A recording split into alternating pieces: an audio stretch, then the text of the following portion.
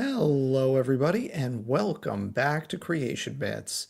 I am going to give it a minute to make sure that everything looks okay on the YouTube side of things, and then we can spend a few minutes talking about what I popped on to talk about this evening. Yeah, it looks good to me. Okay, chat, you know the deal. If you see any problems with the audio or video, let me know and I will try to address them, but everything looks fine on my end. So I don't need these because we're not listening to anything tonight. So I decided to do this really, what I think will be a really quick live show. Yeah, was not expecting a live show tonight. Neither was I, but here we are. Such is life, right? So, yeah, I wasn't expecting to do a live show tonight either, but I stumbled upon something as I was actually editing my video for next week, and I was seeing what's going on YouTube in the meantime, and stumbled upon an ongoing show, something that is happening half an hour ago, and I think it's still going on right now.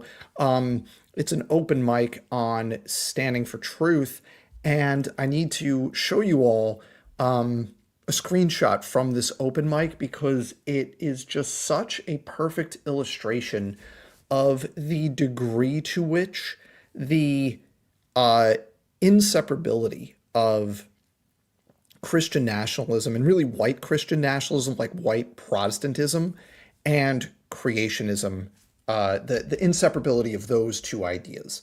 And so I wanna just show you a screenshot from this stream and talk for a minute about the implications, because I've been trying to get this point across for so long, and it's been so obvious for years, for decades, for the people who like know the dog whistles and are kind of like familiar with the lingo. If you know what to look for, the political nature of everything, the political nature of the young earth creationist movement writ large has been so obvious. And the fact that it's not just about creationism has been so obvious for so many years. I'm thinking going back to like, I forget if it was the 2012 or 2016 Republican presidential primary when Rick Santorum was running.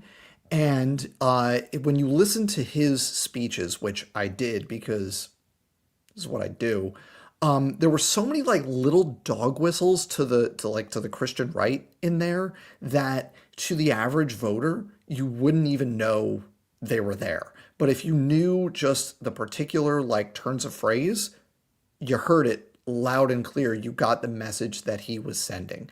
And that's a consistent thing across all of these different groups and entities and, wannabe professionals.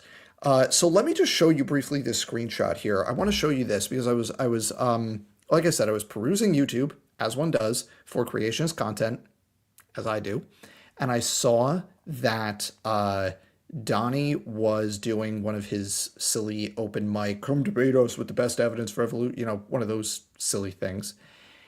And I caught this. So I'm just going to show you. Here is, his co-pilot, Sam. Right? Everyone knows Sam. Complete waste of space, exists purely to derail debate. And honestly, I am surprised that he can like dress himself, if I'm being, perfectly honest in my opinion about Sam. But here's the thing, chat, let's see, chat, can you identify what it was that piqued my interest in this screenshot right here? What was it in this that got me going, that's weird, I haven't noticed that before. Can everyone tell what it is? There's not a whole lot going on there, and I'll tell you it's not the soundproof tiles. It's the flag. Who recognizes the flag? That flag is the Christian flag. And yeah, it's Kyber Crystal has it right here. It is, sorry, here it is. There we go. That is the Christian Nationalist flag. Yup. That is that flag right there. And I don't know, like, you can't see much of that flag, but that's what it is. And that is straight up the flag of white Christian nationalism in the United States. It's the Christian flag, or, the Protestant Christian flag. It's the white Christian Protestant nationalist flag in the United States. Like, that is a very particular thing, to the point where, if you who remembers the documentary? It's almost 20 years old at this point because I was in college when it came out. But who remembers the documentary Jesus Camp? Anyone remember that? And while we're thinking about the Jesus Camp, and if anyone remembers it, I want to just point out this comment right here. I honestly couldn't make it out. Well, I could. As soon as I saw it, I knew exactly what I was looking at because this is what I do, right? This is like the thing that I pay attention to on the internet is Christian nationalism. So I see this flag, just a little sliver of this flag in the background, and I know exactly what it is. And the thing that everyone should know about this flag is here. I love. There's You all got this, right? This is four eels in a trench coat. Sorry, it took me a second to work through that. Four eels in a trench coat pledge allegiance to the American flag, the Christian flag, and the Bible in those circles. Ask how I know. In the documentary Jesus Camp, which again, I forget when it came out, but it's almost 20 years ago at this point because it came out when I was in college, and that's how old I am. When Jesus Camp came out, I remember devouring it because like I need to, like learn. And there was an incredible scene in it where they pledge allegiance to the Christian flag. And it was all these kids at this camp say, I pledge allegiance to the Christian flag, blah, blah, blah, blah, blah. And this is the flag, right? So my point here is that you should know, in addition to like constantly beating the drum of if you're going to deal with creationists, you have to know the creationist arguments better than they do, and you have to know the responses better than they do, because creationism is just a side gig for white Christian nationalism. You also have to know all the white Christian nationalist stuff.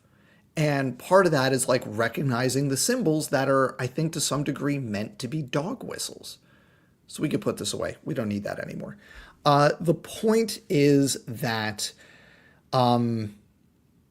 it wasn't always as overt as this, but right now in the United States, white Christian nationalists really are kind of in the driver's seat, right? The Trump administration is just run by white Christian nationalists. You look at people like Hesketh, the Secretary of Defense, for example, and it's crystal clear.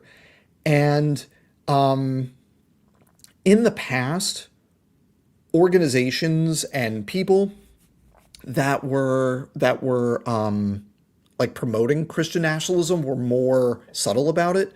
So if you think about like Discovery Institute started before they got into intelligent design as a like overtly conservative political Christian nationalist think tank.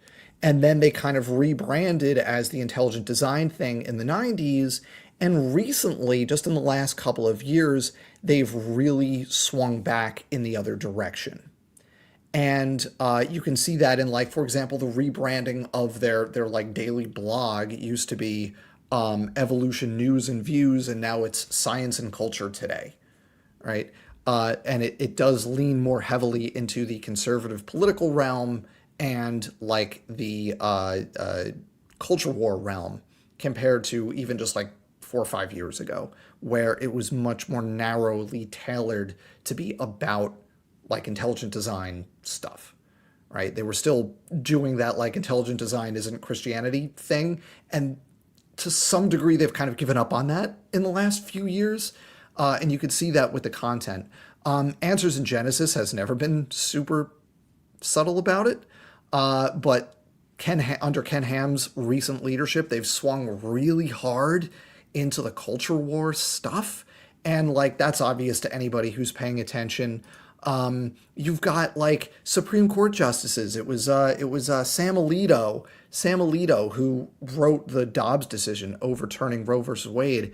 Um, at his house, they displayed the like overtly Christian nationalist appeal to heaven flag, the one with the pine tree.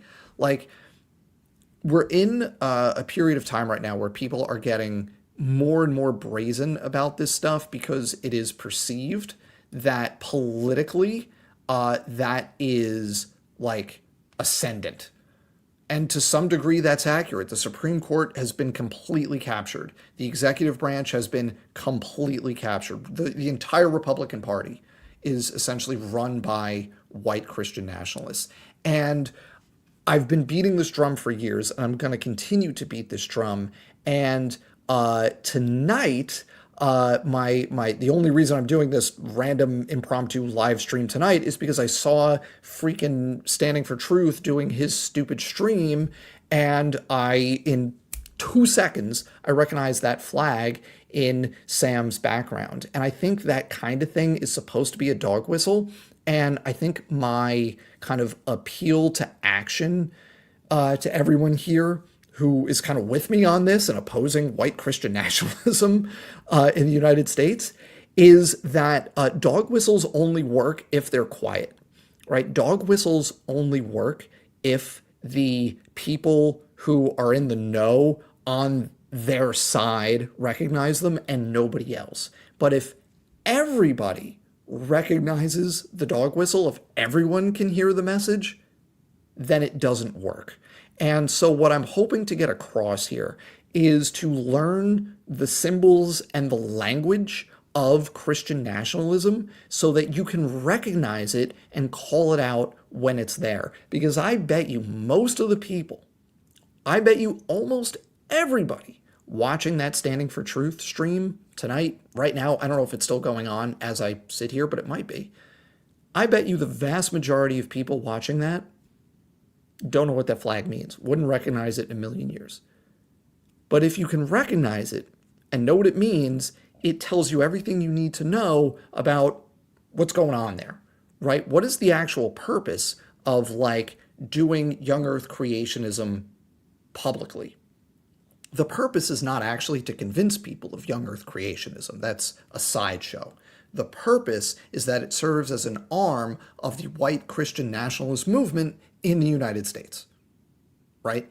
And symbols like a public young earth creationist doing his spiel on YouTube, having the Christian nationalist flag in his background, tells you what it's all about. But you can only know that that's the case if you recognize the symbols. So that's what I want to point out here.